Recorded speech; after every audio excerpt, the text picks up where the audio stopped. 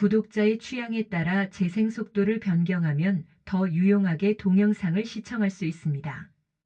창세기 15장의 핵심 구절은 6절이다. 창세기 15장 6절. 아브람이 주를 믿으니 주께서 그것을 그에게 의로 여기셨더라.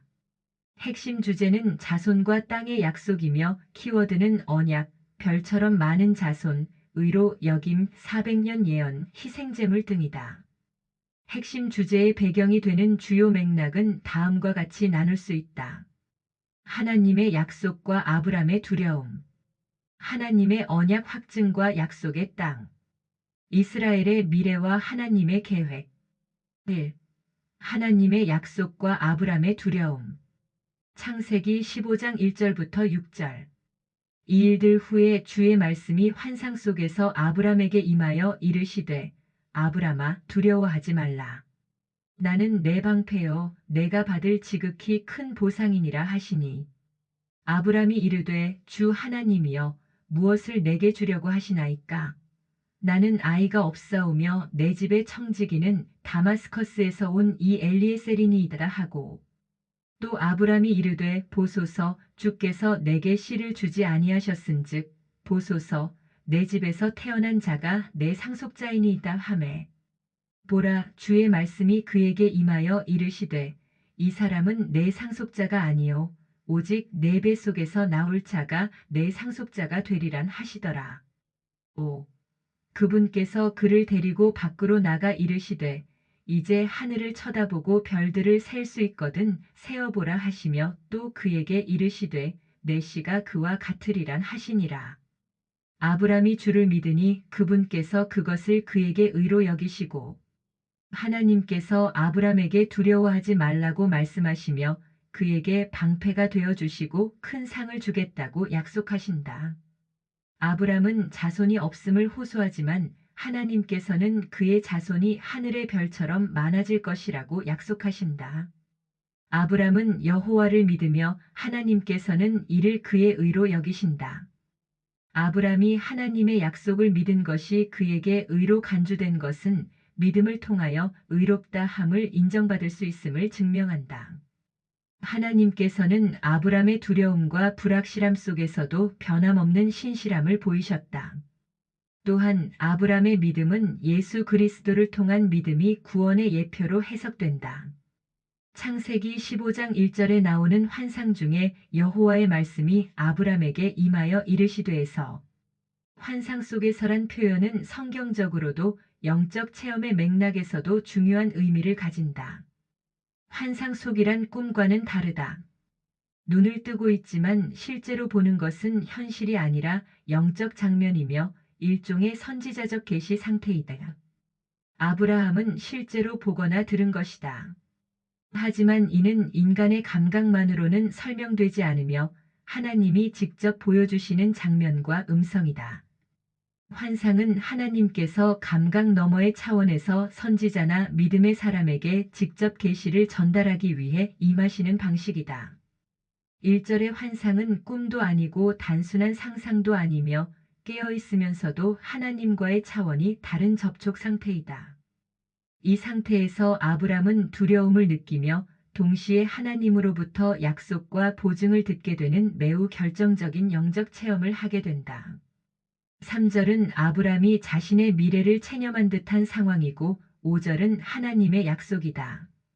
이 두 말씀으로 우리들의 영적 생활을 성찰해보자.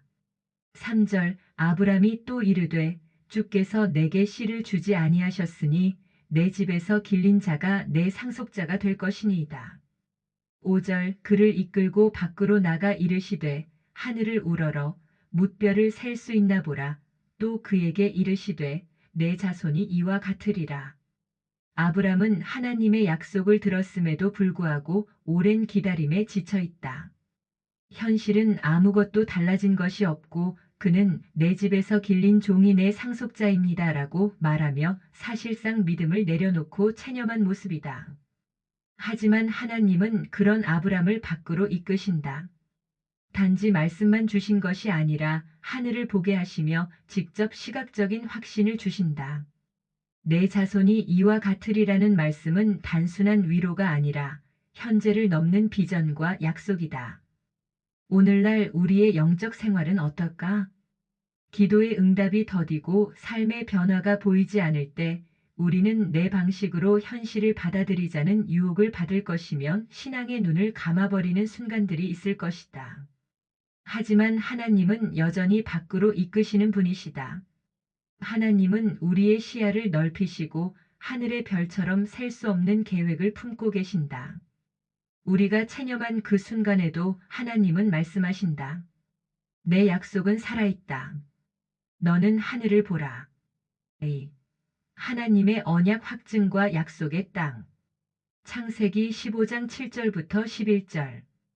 또 그에게 이르시되 나는 이 땅을 내게 주어 상속하게 하려고 너를 갈대아의 우르에서 데리고 나온 주니라 하시매.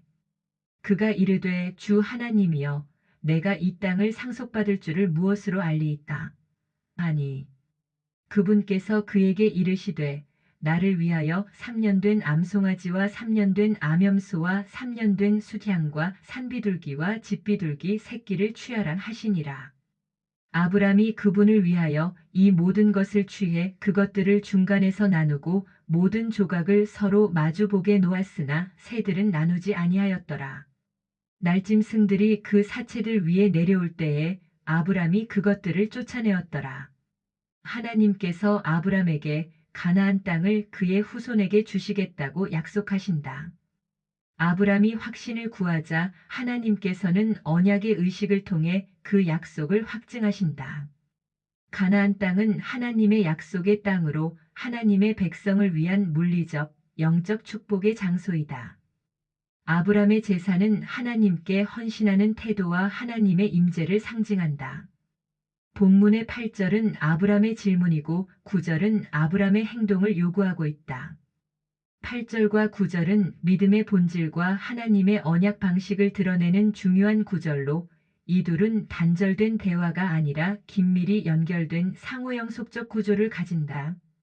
상호영속성은 두 요소나 개념이 서로 영향을 주고받으며 지속적으로 연결되어 존재하는 관계이다. 한쪽이 존재하거나 작용하기 위해서는 다른 쪽도 함께 존재하거나 작용해야 하는 구조이다. 아브람의 질문과 하나님의 지시는 서로를 향해 작용한다. 아브람이 물었기 때문에 하나님이 응답하시고 하나님이 말씀하셨기 때문에 아브람은 순종하게 된다.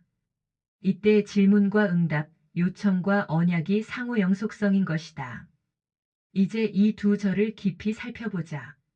8절 그가 이르되 주 여호와여 내가 이 땅을 소유할 것을 무엇으로 알리이까? 9절 여호와께서 그에게 이르시되 나를 위하여 3년 된 암소와 3년 된 암염소와 3년 된 수향과 산비둘기와 집비둘기 새끼를 가져올지니라. 1. 아브람의 질문은 확신을 구하는 믿음의 시작이다. 아브람은 불신이 아닌 더 깊은 확인을 구하고 있다. 무엇으로 알리이까? 는 믿음이 완전히 없는 것이 아니라 그 믿음을 구체화해 줄 표징을 요청하는 행위이다. 즉, 신뢰를 버린 게 아니라 신뢰를 더 붙잡기 위한 내밀한 대화이다. 이 하나님의 응답은 언약 체결로 이어지는 준비 명령이다. 하나님은 단순히 말로 다시 반복하지 않으시고 고대 근동의 언약 체결 방식을 명령하신다. 15장 9절의 재물 준비 명령은 하나님이 이제 말씀을 넘어서서 실제 언약식으로 보증하시겠다는 의지를 드러내는 것이다. 15장 8절은 질문, 즉 신앙의 요청이며 159은 응답, 즉 행동을 통한 신적 언약의 시작이다. 이 본문에서는 인간의 질문이 하나님의 언약적 행위로 연결되는 상호영 속성을 잘 보여준다. 하나님은 아브람의 질문을 무시하거나 책망하지 않으시고 오히려 구속적 언약의 길로 인도하심으로 응답하셨다. 우리도 믿음의 길에서 하나님, 제가 이것을 어떻게 확신할 수 있을까요? 라고 물을 때가 많을 것이다. 그때 하나님은 말씀만으로가 아니라 삶 속의 언약적 사건들, 경험, 인도, 사람, 말씀으로 보증하시고 확인시켜 주실 것이다. 이것이 믿음의 길은 질문조차 하나님의 응답 안에서 완성되어 간다는 증거이다. 로마서 4장 3절은 아브라함의 믿음이 의로 인정되었음을 말하며 이는 행위의 결과가 아님을 말하고 있다. 로마서 4장 3절. 성경 기록이 무엇라 말하느냐? 아브라함이 하나님을 믿음에 그것을 그에게 의로 여기셨느니라 하느니라. 3. 이스라엘의 미래와 하나님의 계획.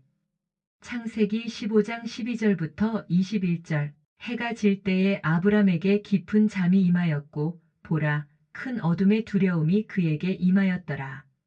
그분께서 아브람에게 이르시되 너는 확실히 알라. 내 씨가 자기들의 소유가 아닌 땅에서 나그네가 되어 그들을 섬기겠고 그들이 400년 동안 내 씨를 괴롭히리라. 또한 그들이 섬길 그 민족을 내가 심판하리니 그 뒤에 그들이 큰 재물을 가지고 나오리라. 너는 평안히 내 조상들에게로 가겠고 또 충분히 나이 들어 묻힐 터이나 그들은 내 세대 만에 여기로 다시 오리니 이는 아모리 족속의 불법이 아직 충만하지 아니하기 때문이라 하시니라. 해가 져서 어두울 때에 연기나는 화로가 보이며 타오르는 등불이 그 조각들 사이로 지나가니라. 바로 그날에 주께서 아브람과 언약을 맺으며 이르시되 내가 이 땅을 이집트의 강에서부터 저 큰 강 곧 유프라테스 강까지 내 씨에게 주노니 곧 겐 족속과 그니스 족속과 감몬 족속과 헷 족속과 브리스 족속과 르바 족속과 아모리 족속과 가나안 족속과 기르가스 족속과 여부스 족속의 땅이니라 하시니라. 해가 질 때 깊은 잠에 든 아브람은 그의 후손이 이방에서 고난받고 그 후 큰 재물을 가지고 나오리라는 계시를 받는다. 하나님께서는 다시 한번 땅의 경계를 확증하시며 언약을 맺으신다. 아브람의 후손이 애굽에서 고난받을 것이라는 예언은 출애굽 사건을 암시하며 하나님의 구속 역사의 중요한 단계이다. 하나님은 이미 땅의 경계를 정하심으로 역사를 주관하시는 분이심을 강조하신다. 하나님께서 언급하신 땅의 경계는 이스라엘이 받을 축복의 크기와 하나님의 언약의 광대함을 보여준다. 출애굽기 3장 7절, 8절은 하나님께서 자신의 백성을 구원하실 것임을 약속하신다. 출애굽기 3장 7절, 8절 주께서 이르시되 내가 이집트에 있는 내 백성의 고난을 분명히 보았고 또 그들이 그들의 작업 감독들로 인하여 부르짖는 것을 들었나니 내가 그들의 고통을 아노라. 내가 그들을 이집트 사람들의 손에서 건져내고 그들을 그 땅에서 데리고 올라와 아름답고 광대한 땅 젖과 꿀이 흐르는 땅 곧 가나안 족속과 헷 족속과 아모리 족속과 브리스 족속과 히위 족속과 여부스 족속의 처소로 이끌려고 내려왔노라. 창세기 15장을 보면 참으로 궁금해지는 것이 있다. 첫째, 가나안 지역에 사는 사람들의 죄악이 어떠했길래 하나님께서 이렇게 행하셨을까? 둘째, 이들의 뿌리는 무엇이었으며 이들의 영적 상태는 어떠했는가? 셋째, 아브람의 후손에게 왜 종살이가 필요했으며 이 종살이에는 하나님의 어떤 섭리가 있었을까? 1. 가나안 사람들의 죄악은 어떤 것이었나? 창세기 15장 16절에서 하나님은 이렇게 말씀하신다. 15장 16절 내 자손은 4대 만에 이 땅으로 돌아오리니 이는 아모리 족속의 죄악이 아직 가득 차지 아니함이니라. 이 말은 당시 가나안 족속의 죄악이 점진적으로 증가하고 있었으며 하나님의 공의가 집행되기까지의 유예기간이 있었다는 의미이다. 이들의 죄악은 레위기 18장과 20장, 신명기 18장에 잘 나타나 있으며 대표적인 죄악들은 다음과 같다. 우상숭배, 몰렉에게 자식을 바치는 제사, 성적 타락, 근친상간, 동성애, 수간즉, 동물과의 성적 관계 등 점술, 주술, 하나님을 떠나서 영적 세계에 대한 왜곡된 접근, 사회적 부패, 억압과 폭력 등 이 모든 죄악이 누적되었고 하나님은 자비로 오래 참으셨으나 결국 심판하신 것이다. 이 그들의 뿌리와 영적 상태는 어떠했나? 가나안 족속은 함의 아들인 가나안의 후손이다. 노아의 저주를 받은 가나안은 이후 타락한 문명의 중심으로 성장하게 되며 영적으로는 다음과 같은 특징이 있다. 자기 중심적 종교, 인격적 하나님 대신 다산과 풍요를 위한 바알과 아세라 숭배, 신인 경계의 왜곡, 신전 창기 제도 등을 통해 신성과 성적 행위를 혼합, 도덕의 붕괴, 죄를 죄로 인식하지 못하고 문화로 정당화. 결국 이들은 하나님의 계시와 질서를 거부하고 타락한 인류의 전형이 되었던 것이다. 3. 아브람 후손의 종살이는 왜 필요했는가? 하나님의 섭리는 무엇인가? 하나님께서 아브람에게 예고하신 것은 그 자손들이 타국에서 나그네가 되어 종이 되며 400년 동안 괴롭힘을 당할 것이라는 것이다. 이것은 단순한 시련이 아니라 하나님 섭리의 일부이다. 하나님의 공의와 자비의 균형. 가나안 족속이 멸망당하기까지 기회와 시간이 필요했고 그 기간 동안 아브람의 후손은 준비되어야 했다. 이스라엘의 정체성 확립. 종살이를 통해 하나님만이 구원자이심을 체험함. 종족 공동체로서의 일체감과 영적 갈급함이 형성됨. 구속사의 예표. 출애굽 사건은 예수 그리스도의 구속사역의 그림자이다. 종에서 자유인으로 육체의 노예에서 영의 자유로 나아가는 여정의 모형이다. 이 영상은 성경을 매일 한 장씩 읽는 효과가 있고 궁금한 부분을 해소할 수 있으며 맥락을 이해하는 데 도움이 될 것입니다. 아멘. 주 예수여 속히 오시옵소서. 더 널리 알리기 위하여 구독, 좋아요를 부탁드립니다. 감사합니다.